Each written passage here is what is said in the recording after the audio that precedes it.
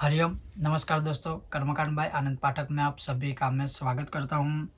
आज मैं आपको बताने वाला हूँ आने वाले हफ्ते में जो चंद्र ग्रहण है दिनांक 5 जून 2020 की रात्रि से 6 जून 2020 के दिन, मध्य रात्रि भी कह सकते हो या फिर प्रातःकाल भी आप चाहो तो कह सकते हो। यह ग्रहण में क्या करना चाहिए, क्या नहीं करना चाहिए, क्या नया मंत्र ग्रहण कर सकते हैं या नहीं कर सकते, कौन सा मंत्र कर सकते हैं, कौन सा स्तोत्र कर सकते हैं, वह सब आज मैं आपको इस विषय में प्रमाण सहित बताऊंगा। यह ग्रहण जो है वो वृश्चिक राशि में होने वाला है। इस ग्रहण की कुल अवधि करीब करीब 3 घंटे 15 मिनट की होगी, करीब करीब 3 घंटे 15 मिनट की होगी। ग्रहण का समय तारीख 5 जून की रात्रि 11:16 से शुरू होकर 6 तारीख यानी 6 जून 2:32 तक रहेगा। इसे आप चाहो तो मध्य रात्रि कह सकते हो या 6 जून की प्रातःकाल यानी सुबह भी आप चाहो तो कह सकते हो, या फिर हम कह सकते हैं 5 तारीख की रात्रि काल और 6 तारीख की सुबह, यानी जिस समय 5 से 6 तारीख होने वाली है वह काल यानी मध्य रात्रि 2:32 तक यह 6 जून तक ग्रहण रहेगा। ये जो ग्रहण है वह भारत सहित एशियाई सभी देशों में दिखने वाला है। यूरोपीय देशों में दिखेगा, अफ्रीका में दिखेगा और ऑस्ट्रेलिया में यह ग्रहण दिखाई देगा। हालांकि ऐसा कहा जाता है कि यह एक ऐसा ग्रहण है जिस समय चंद्र पूर्ण रूप से खिला हुआ रहेगा। ज़्यादातर यह होता है कि जबकि ग्रहण होता है चंद्र ग्रहण या सूर्य ग्रहण, लेकिन आज हम बात करते हैं चंद्र ग्रहण की, तो चंद्र थोड़ा आधा हो जाता है या उसको निगल दिया जाता है, या फिर चंद्र थोड़ा सा काला आपको दिखाई देगा ग्रहण के समय स्पेशली। लेकिन इस चंद्र ग्रहण में जो चंद्र है वो पूर्ण रूप से खिला हुआ रहने वाला है, पूर्ण रूप से एक थाली के समान आपको दिखाई देगा। सबसे ज़्यादा कुछ लोगों ने मुझे प्रश्न किए थे, करीब पिछले 2 हफ्ते से शुरू हुई है प्रश्न और ईमेल के माध्यम से, व्हाट्सएप के माध्यम से, कि यह जो चंद्र ग्रहण आने वाला है हमें उसमें, हे गुरुजी, नए मंत्र या स्तोत्र की दीक्षा लेनी है आपसे, या हमें नया मंत्र ग्रहण करना है या नए मंत्र का हमें आरंभ करना है। किंतु आप ध्यान से सुनिएगा, चंद्र ग्रहण में कभी भी नया मंत्र स्तोत्र पाठ ग्रहण किया नहीं जा सकता और ना ही चंद्र ग्रहण में नए मंत्र की दीक्षा ली जाती है ना दी जाती है। फिर से सुनिए, चंद्र ग्रहण में आप कोई भी नए मंत्र स्तोत्र पाठ का कवच का आरंभ नहीं कर सकते हो और ना ही चंद्र ग्रहण में नए मंत्र की दीक्षा ले सकते हो या किसी को भी दे सकते हो। उसका प्रमाण भी सुनिए आप। मंत्र मात्र प्रकथनम उपदेशः स उच्यते मंत्रग्रहणे सूर्यग्रहणम एव मुख्यम चंद्रग्रहणे दारिद्र्यादि दोषो कतेरीति केचित, अर्थात सूर्य ग्रहण में ही आप नया मंत्र स्तोत्र पाठ कवच या दीक्षा ले सकते हो या दे सकते हो या मंत्र ग्रहण कर सकते हो। किंतु अगर आपने चंद्र ग्रहण में नया मंत्र लिया, किसी को दीक्षा दी या खुद दीक्षा ली, तो आप दरिद्रता को प्राप्त होते हो, अर्थात दारिद्र्य दोष आपको प्राप्त होता है। तो कभी भी चंद्र ग्रहण में नया मंत्र नहीं लेना चाहिए। तो चंद्र ग्रहण के समय क्या करना चाहिए? तो कहा जाता है ग्रहण में स्नान करना चाहिए, यानी जब ग्रहण शुरू होता है तब आप स्नान कर सकते हो। ग्रहण के मध्यकाल में आप यज्ञ भी चाहो तो कर सकते हो, देव पूजा यानी भगवान की पूजा भी कर सकते हो, श्राद्ध पितरों को उद्देश्य में रख के श्राद्ध भी कर सकते हो या करवा सकते हो, और मंत्र जाप कर सकते हो। ग्रहण के मोक्ष काल में आप चाहो तो दान कर सकते हो, या ग्रहण की रात्रि को उद्देशित करके दूसरे दिन सुबह को आप दान कर सकते हो। दान आप किसी गरीब को कर सकते हो या किसी ब्राह्मण को भी आप चाहो तो दान यथाशक्ति आप जो चाहो अपनी शक्ति अनुसार दान कर सकते हो। ग्रहण काल में स्नान और दान का क्यों महत्व है? तो निर्णय सिंधु, धर्म सिंधु और अन्य पुराण कहते हैं कि ग्रहण काल में स्नान का सबसे उत्तम महत्व है। ग्रहण के समय पृथ्वी ऊपर का समस्त जल जो जल होता है वह गंगा जल के समान पवित्र होता है। स्नान के लिए लिखा है कि बहते पानी में स्नान करना उत्तम माना गया है। उससे अधिक तालाब में स्नान करना श्रेष्ठ माना गया है। उससे भी अधिक तालाब के पानी से भी अधिक उत्तम तीर्थ नदी का जल होता है, यानी तीर्थ जल में स्नान करना सर्वश्रेष्ठ है।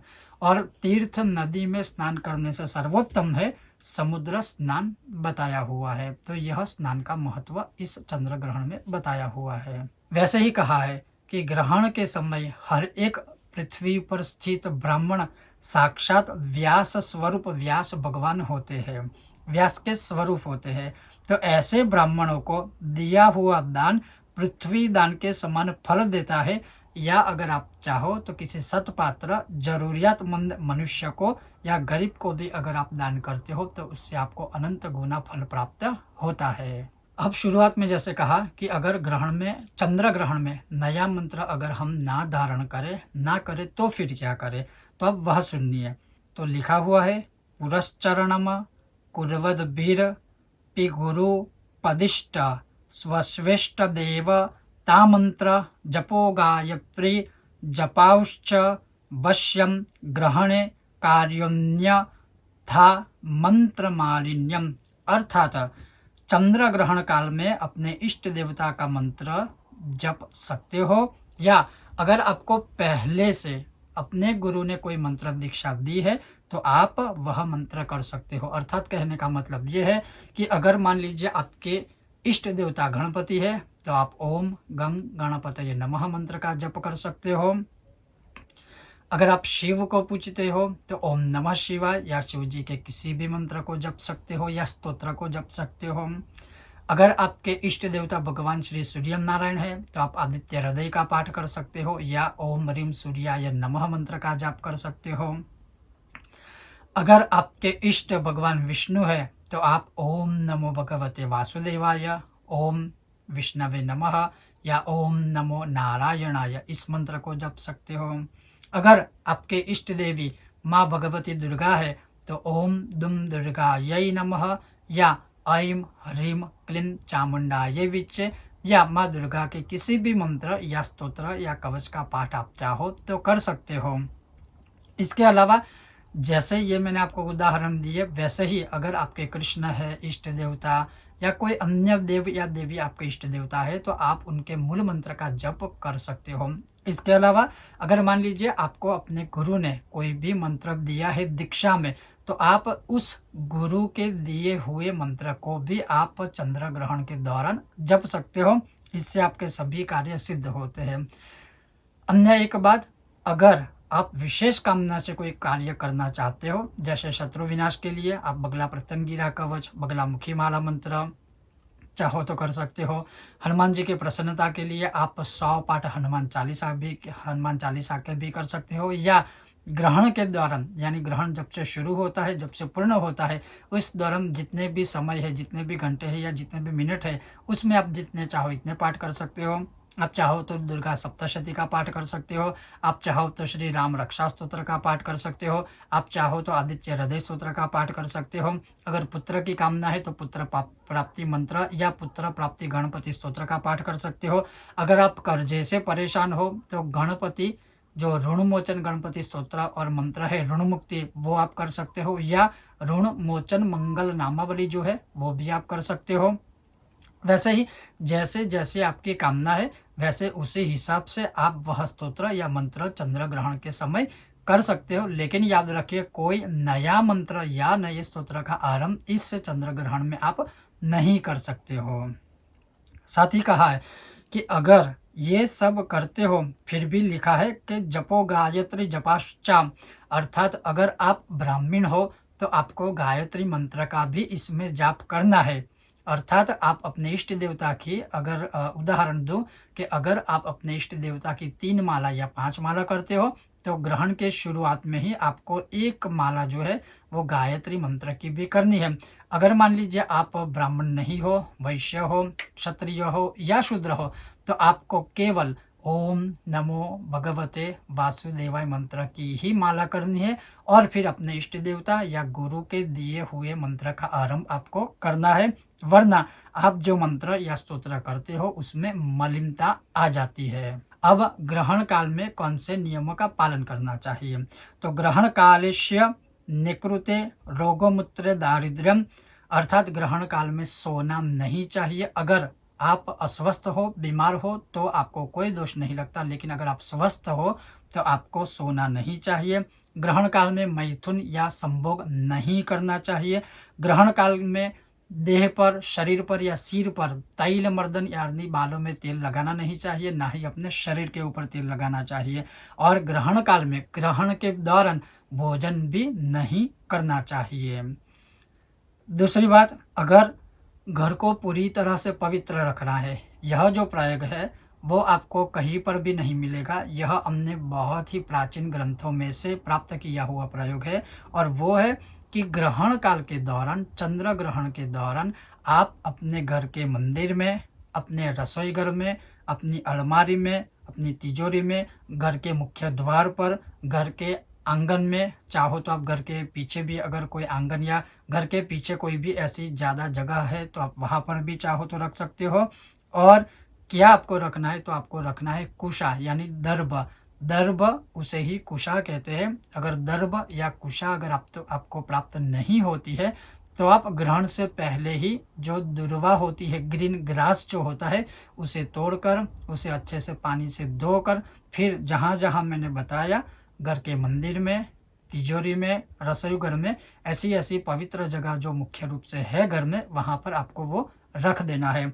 जैसे ही ग्रहण पूर्ण हो जाए, उसके बाद दूसरे दिन प्रातःकाल वह जो दर्भ है, कुशा है, या आपने जो ग्रास रखा है, उसे लेकर आप विसर्जित कर दीजिए, या फिर कहीं पर भी ज़मीन में खड्डा खोद कर उसे ज़मीन में आप गाड़ दीजिए, या बहते पानी में उसे विसर्जित कर दीजिएगा। अन्य एक प्रयोग है कि जब ग्रहण पूर्ण हो जाता है, यानी चंद्र ग्रहण रात्रि को है, करीब-करीब जैसे बताया 2:30 बजे रात को पूर्ण होगा, तो शायद यह संभव ना हो, लेकिन अगर आप साधना करते हो, रात्रि को जगने ही वाले हो, तो जैसे ही ग्रहण पूर्ण हो जाता है, फिर से स्नान करने के बाद पूरे घर में गौमूत्र और गंगा जल का छिड़काव करें, ताकि जो भी दुष्प्रभाव घर में या जीवन में रहता है वो सब दूर हो जाएगा। ग्रहण से संबंधित जो दुष्प्रभाव है, मैं उसकी बात कर रहा हूँ। अगर आप रात्रि को नहीं जग रहे हो, कोई उपासना आदि नहीं कर रहे, तो सुबह उठकर सीधे ही आप घर में पवित्र गंगा जल और गौमूत्र का छिड़काव करें। अब सबसे महत्व बात, ग्रहण के दौरान छोटे बच्चों को, वृद्ध यानी बुजुर्गों को, अस्वस्थ मनुष्य जो बीमारी से युक्त है, बीमारी से पीड़ित है, और गर्भवती महिलाएं जो भी है, उनको ये सारे नियम लागू नहीं होते, उनको किसी भी प्रकार का दोष नहीं लगता। लेकिन याद रखें, जहाँ तक हो सके गर्भवती महिला को ग्रहण के दर्शन नहीं करने हैं, अर्थात अपनी खुली आंखों से ग्रहण को नहीं देखना है, और साथ ही साथ जितना हो सके उस दिन या उस समय ग्रहण के दौरान घर से बाहर नहीं निकलना चाहिए। वैसे भी ग्रहण रात्रि को है तो ये संभावना काफ़ी कम है, फिर भी हो सके इतना गर्भवती महिलाओं को ग्रहण से थोड़ा दूर रहना चाहिए, और जहाँ भी वो चाहे किसी भी जगह बैठकर अपने मन में मंत्र का जाप कर सकती है, उससे उनकी रक्षा होगी, और साथ ही साथ उत्तम श्रेष्ठ संतति यानी संतान की प्राप्ति भी होगी। तो ये था हमारा एक महत्वपूर्ण विषय। अगर आपको यह विषय वीडियो पसंद आया है तो वीडियो को अभी के अभी लाइक करें, ज़्यादा से ज़्यादा शेयर करें, और हमारी चैनल को सब्सक्राइब करें। आप सबका बहुत बहुत धन्यवाद। जय श्री कृष्ण।